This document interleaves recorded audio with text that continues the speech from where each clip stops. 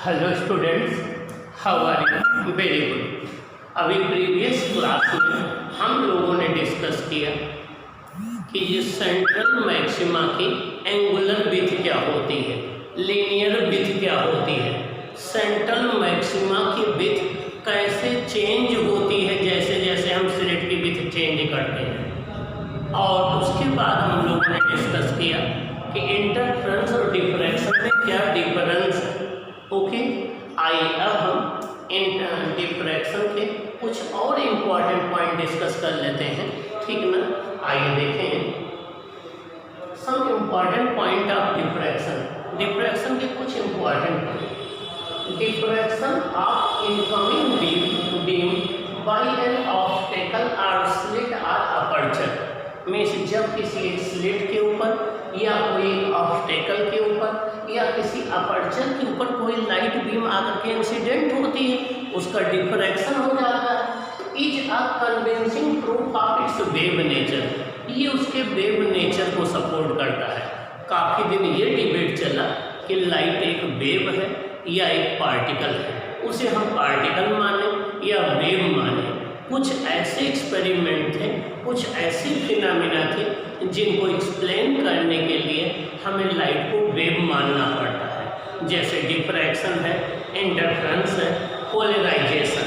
और कुछ ऐसी फिनोमेना है जिनको एक्सप्लेन करने के लिए हमें लाइट को पार्टिकल मानना पड़ता है, जैसे फोटो इलेक्ट्रिक इफेक्ट है, कॉम्पटन इफेक्ट है, जीमान इफेक्ट है, स्टार्क इफेक्ट है।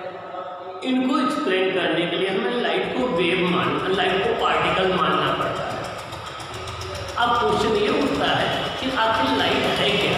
क्या ये पार्टिकल है या वेव है? न्यूटन ने इसे पार्टिकल कहा था, हाइगन्स ने इसे वेव कहा था, और आइंस्टीन ने इसे आइंस्टीन ने इसे पार्टिकल कहा था। तो अब इसको क्या माना जाए? चलो, मंडे ट्यूसडे वेडनेसडे ये पार्टिकल जैसा बिहेव करती है, थर्सडे फ्राइडे ये वेव जैसा बिहेव करती है।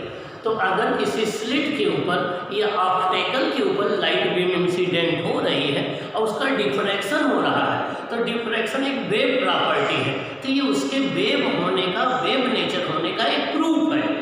ओके, आइए देखें। Through diffraction of electron by crystal and Davisson and Germer later on Thomson experiment the wave nature of electron. ठीक ना, बाद में इलेक्ट्रॉन भी वेव नेचर शो करता है। इस बात के लिए डेविसन एवं जर्मन ने क्रिस्टल्स के द्वारा इलेक्ट्रॉन का डिफ्रैक्शन शो किया और उसकी वेवलेंथ कैलकुलेट की। बाद में 1927 में डेविसन एवं जर्मन ने, अभी आगे हम पढ़ेंगे, 1927 में इलेक्ट्रॉन का डिफ्रैक्शन शो किया क्रिस्टल के द्वारा और उसकी वेवलेंथ जो है कैलकुलेट की। बाद में जेपी थॉमसन ने इलेक्ट्रॉन का डिफ्रैक्शन शो किया और आगे अभी हम पढ़ेंगे de Broglie theory of matter waves को एक्सपेरिमेंटली वेरीफाई किया। अभी हम मॉडर्न फिजिक्स में de Broglie hypothesis of matter wave पढ़ेंगे, तो उस बात को थॉमसन ने और डेविसन एवं जर्मन ने एक्सपेरिमेंटली इलेक्ट्रॉन के वेव नेचर को शो करके या इलेक्ट्रॉन के डिफ्रैक्शन को शो करके स्टेब्लिश कर दिया। ओके, इसका मतलब ये हो गया कि जब भी लाइट वेव किसी स्लिट के ऊपर इंसिडेंट होती है और डिफ्रैक्शन शो करती है, तो वो उसके वेव होने का सपोर्ट है या प्रूफ है।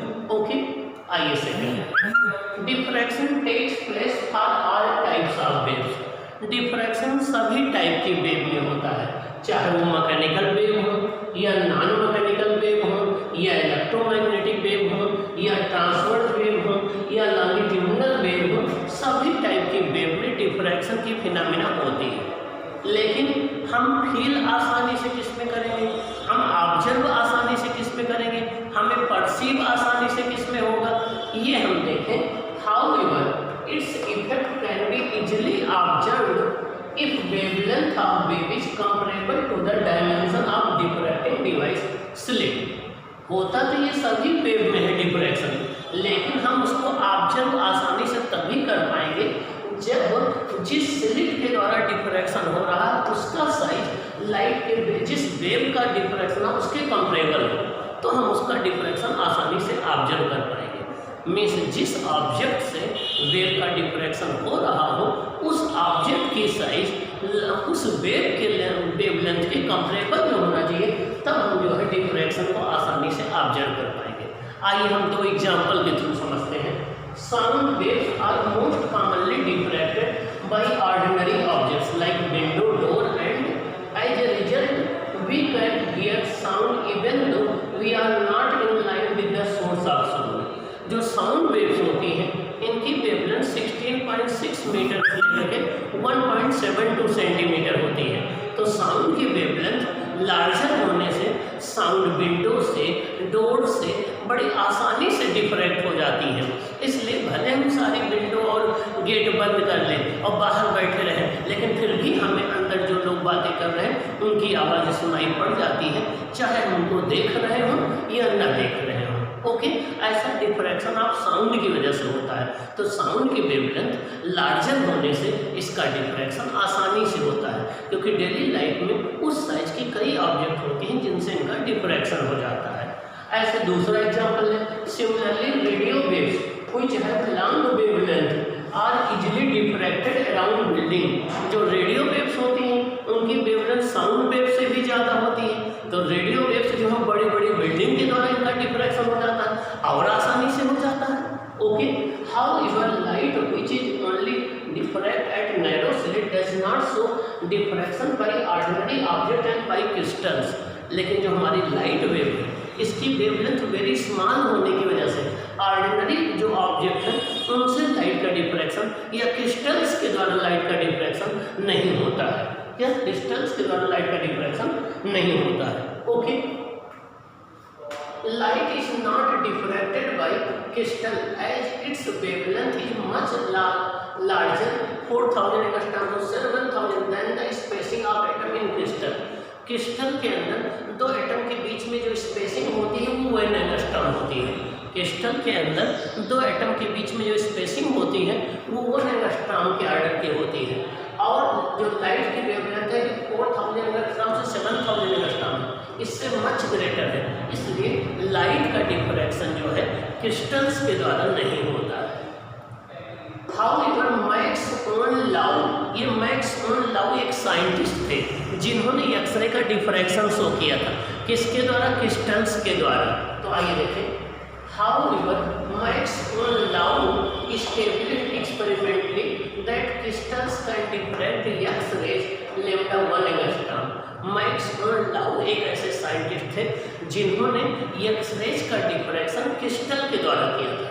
इसका रीजन क्या है कि जो एक्सरे की वेवलेंथ होती है वो दो क्रिस्टल्स के अंदर एटॉमिक स्पेसिंग के कंपेरेबल में होती है, इसलिए एक्सरे का क्रिस्टल से डिफ्रैक्शन आसानी से हो जाता है।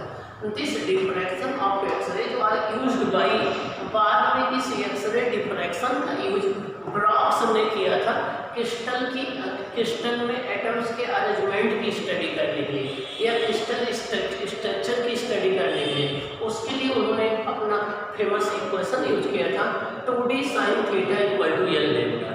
2d sin theta equal to l lambda, इसको हम ब्रॉक्स इक्वेशन बोलते हैं। क्या बोलते हैं? ब्रॉक्स इक्वेशन बोलते हैं, और इसको हम ब्रॉक्स लॉ बोलते हैं। इसको ब्रॉक्स इक्वेशन बोलते हैं, इसको ब्रॉक्स लॉ बोलते हैं। यहाँ पर d क्या है? दो एटम के बीच की एटॉमिक स्पेसिंग है। थीटा क्या है? ग्लेंसिंग एंगल है क्रिस्टल से।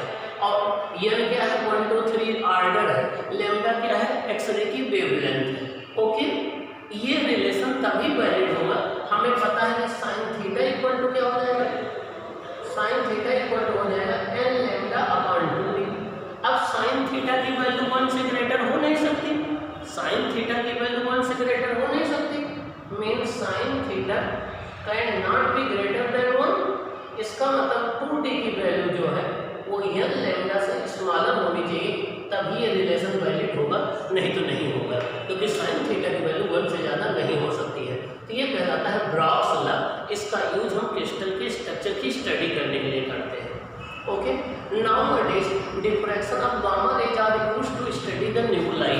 अब हम न्यूक्लियस की स्टडी करने के लिए गामा रे डिफ्रैक्शन का यूज करते हैं, क्रिस्टल की स्ट्रक्चर की स्टडी करने के लिए एक्स-रे डिफ्रैक्शन का यूज करते हैं। Okay, in case of diffraction of light at a slit and obstacle lambda comparable to D, instead of sharp shadow or uniform illumination, we get a fringe pattern called the diffraction pattern, which depends upon the nature of the diffracting device and wavelength of the light used. जब भी light का diffraction होता है किसी slit से तो हमें shadow नहीं मिलती है, हमें यूनिफॉर्म इल्यूमिनेशन या यूनिफॉर्म लाइट नहीं मिलती है, हमें ब्राइट और डार्क फ्रिंजेज मिलती है, और जिसे हम डिफ्रैक्शन पैटर्न कहते हैं। उस डिफ्रैक्शन पैटर्न का नेचर दो बात पर डिपेंड करेगा कि जिस डिवाइस से डिफ्रैक्शन हो रहा है स्लिट से, उसका नेचर क्या है, उसका साइज कैसा है, और जो वेव का डिफ्रैक्शन हो रहा है उसका वेवलेंथ कितनी है। इन दो बातों से डिसाइड होता है। ओके ओके, अगर हम किसी लाइट को सोर्स के सामने अपनी ऐसे दो उंगली पास पास रख दें तब भी हम डिफ्रैक्शन को फील कर सकते हैं, या इस दो ब्लेड को हम पास पास एक दूसरे से सटा के एक स्लिट बना लें, वहाँ भी हम डिफ्रैक्शन को फील कर सकते हैं। ठीक ना, तो डेली लाइफ में भी हम डिफ्रैक्शन को फील कर सकते हैं। अब हम डिफ्रैक्शन में हमने आपको ये ओरली बता दिया था कि सेंट्रल मैक्सिमा की इंटेंसिटी सबसे मैक्सिमम होती है, वो I0 होती है। उसके बाद फर्स्ट सेकेंडरी मैक्सिमा की I0/22 होती है, सेकंड सेकेंडरी मैक्सिमा की I0/61 होती है। इसका फार्मूला क्या है, अब हम इंटेंसिटी ऑफ फ्रिंजेस के फार्मूला को देखेंगे। ओके।